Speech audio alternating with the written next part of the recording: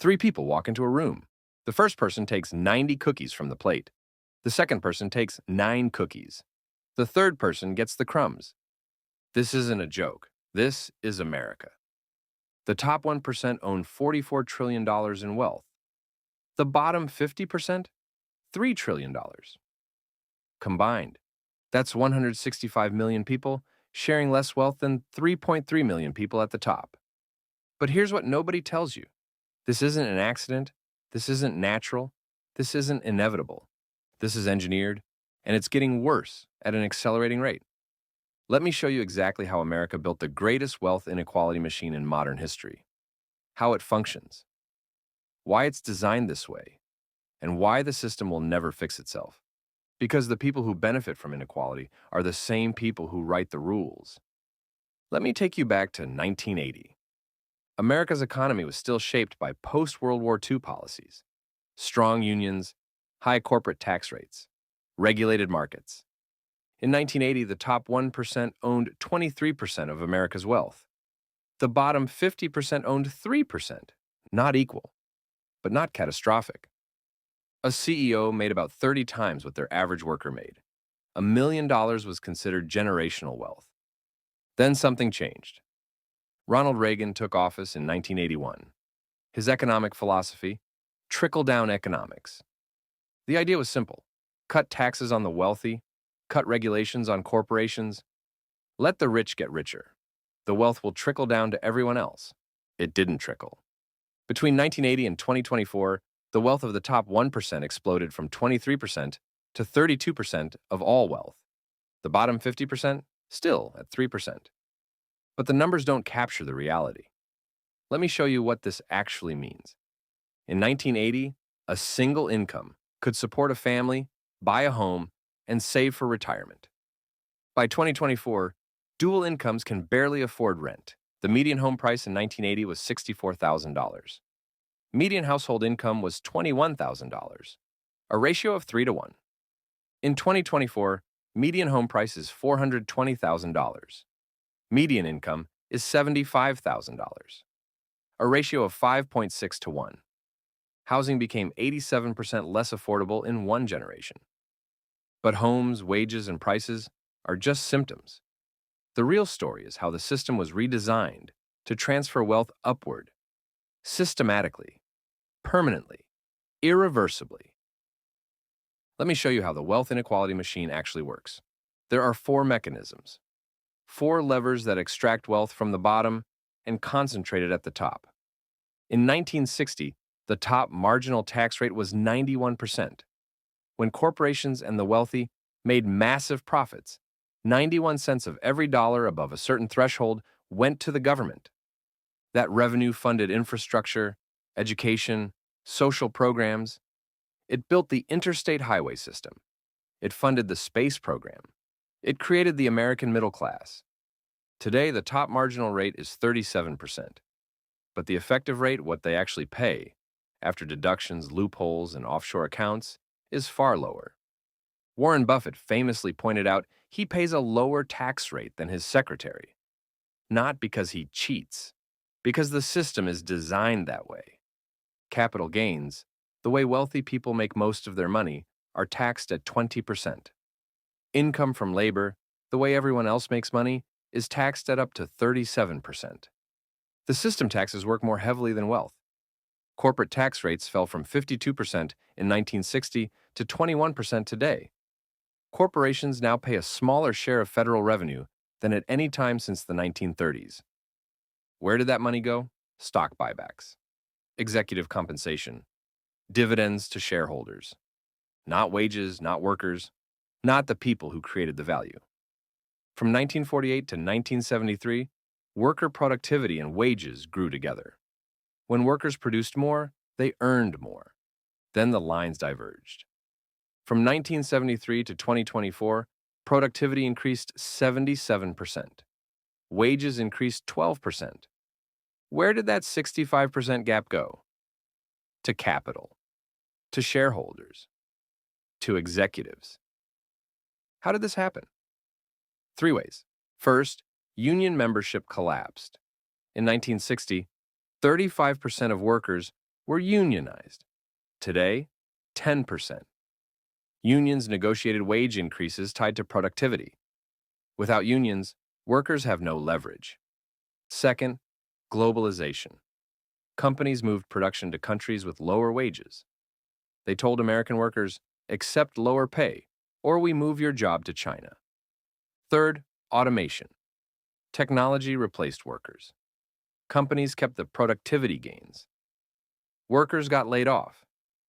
The result, the share of GDP going to labor fell from 65% in 1980 to 57% today. The share going to capital rose from 35% to 43%. Workers create more value, capital captures it. The wealthy own assets, stocks, real estate, bonds, businesses. The middle class owns labor. When the Federal Reserve prints money to stimulate the economy, that money flows into assets. Stock prices rise. Real estate prices rise. Bond values rise. The wealthy who own these assets get wealthier. The middle class who own labor sees prices rise but wages stagnate. They get poorer in real terms. From 2009 to 2024, the Fed printed $9 trillion. The stock market tripled. Home prices doubled. Average wages increased 30%. If you owned assets, you got rich. If you only had labor, you fell behind. This isn't a bug, it's the design. The middle class can't afford homes, education, or healthcare with stagnant wages. So they borrow. Student loan debt, $1.7 trillion. Auto loan debt, $1.6 trillion. Credit card debt, $1.1 trillion. Mortgage debt, $12 trillion. Total household debt, $17 trillion. Who collects the interest on this debt?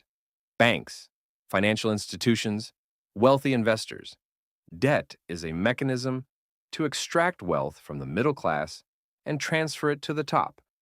A worker earning $50,000 per year pays $10,000 per year in student loans, auto loans, credit card interest, and mortgage payments.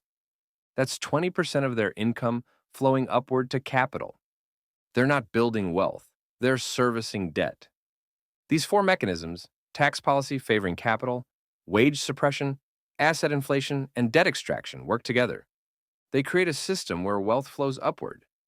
Not because individuals at the top are smarter or work harder, because the system is engineered to produce this outcome. Now let me show you where this leads. Because extreme inequality doesn't just create unfairness, it creates instability. The American middle class is disappearing. In 1970, 61% of households were middle class. By 2020, 50%. The upper class grew from 14% to 21%. The lower class grew from 25% to 29%. The middle is being pulled apart. Some rise, most fall. What happens when the middle class shrinks? Consumer spending falls. The middle class drives 70% of economic demand. When they have less money, they buy less. Companies lose revenue. They lay off workers. The cycle accelerates. Political extremism rises. When people lose economic security, they blame the system. They vote for outsiders, populists, authoritarians, anyone who promises to tear it down. Social cohesion collapses. When inequality becomes extreme, the rich and poor live in different worlds, different neighborhoods, different schools, different healthcare, different justice systems. The social contract breaks, and this has happened before. The Gilded Age, 1870 to 1900. Extreme wealth concentration. Robber barons. No regulations, no labor protections. Inequality reached extremes. Then came the backlash. Labor strikes, riots, political upheaval. The Progressive Era followed. Antitrust laws, labor rights, income taxes, regulations. The system was forced to rebalance. The same pattern played out before the Great Depression. The 1920s, extreme inequality. The top 1% owned 45% of wealth. The system collapsed in 1929. The New Deal followed. Social Security, minimum wage, banking regulations. Again, Forced rebalancing. We're approaching those levels again. The top 1% owns 32% of wealth today, heading toward 40% within a decade. History says this ends one of two ways. Reform. The system rebalances through policy. Higher taxes on the wealthy, stronger labor protections, universal programs that rebuild the middle class, or collapse. The system becomes so unequal it breaks.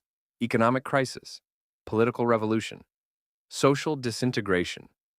Here's what makes 2025 different from the Gilded Age or the 1920s. In those eras, the wealthy still needed workers. Factories required labor. Wealth required a functioning economy with consumers. Today, the wealthy are increasingly insulated. Automation reduces the need for workers. Globalization means they can operate anywhere. Financialization means they make money from money, not from producing goods or services. They don't need a strong middle class anymore. And that changes the calculation. In the past, the wealthy supported reforms because they needed stability. They needed consumers. They needed workers. Today, they can extract wealth without those dependencies. This is why reform is harder now.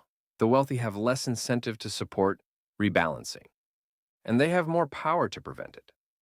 Let me show you what happens if this continues. Scenario 1. Accelerating inequality. If current trends continue, within 20 years, the top 1% will own 50% of all wealth. The bottom 50% will own less than 1%. Entire generations will be permanently locked out of wealth accumulation. Home ownership becomes impossible. A house requires a down payment most people can't save while paying rent and debt. Education becomes a luxury. College costs $200,000. Only the wealthy can afford it without crippling debt. Retirement becomes a dream. Social Security provides $1,800 per month. Rent is $2,000. Savings are zero. The majority of Americans work until they die, or rely on family, or face poverty. This isn't dystopian speculation. This is the mathematical endpoint of current trends. Scenario 2. Political collapse. Extreme inequality historically leads to political instability. When people lose faith in the system, they support radical change. In the 1930s, that led to fascism in Europe and the New Deal in America. In 2016, it led to Trump and Sanders, opposite poles attacking the establishment. If inequality continues, expect more extreme politics, more populism, more authoritarianism, more social unrest. Democracy requires a broad middle class with shared interests. When society splits into wealthy elite and struggling masses, democracy becomes unsustainable. Extreme inequality kills economic growth. When wealth concentrates at the top, consumer demand falls. The wealthy can only buy so much. The masses can't afford to buy more. Companies have no incentive to invest or hire. Demand is weak.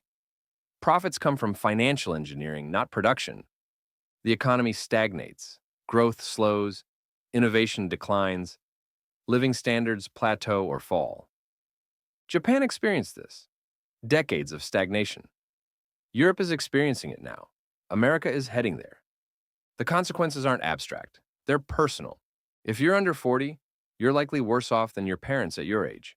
You have more debt, less savings, lower home ownership, less job security, and your children will be worse off than you, unless something changes.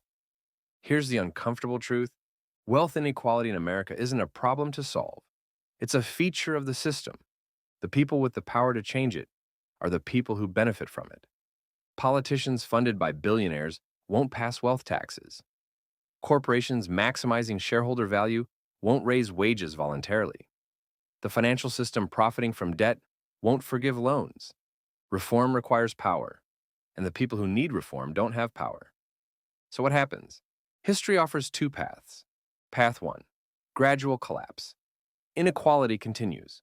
The middle class disappears. Political and social instability increase. The system slowly breaks down over decades. Path 2, forced correction. Economic crisis or political upheaval. Forces rebalancing. This is faster, more violent, more unpredictable. There's a third path, deliberate reform, higher taxes on extreme wealth, stronger labor protections, universal health care and education, regulations that prevent wealth extraction. But this path requires the wealthy to accept less wealth for greater stability. And historically, they don't choose that path until forced. The question isn't whether wealth inequality is a problem. The data is clear. The trends are obvious. The consequences are predictable. The question is whether Americans will demand change before the system breaks, or whether they'll accept a future where opportunity is reserved for the few and the many work until they die. The answer will define the next generation. If this analysis showed you how the system actually works, subscribe to the Wealth Forum, because understanding the pattern is the first step to changing it. Drop a comment below. Do you think wealth inequality will be reformed peacefully? Or does the system have to break first? Because one way or another, this level of inequality doesn't last. The only question is how it ends. This is the Wealth Forum, understanding the system, following the money, revealing the truth.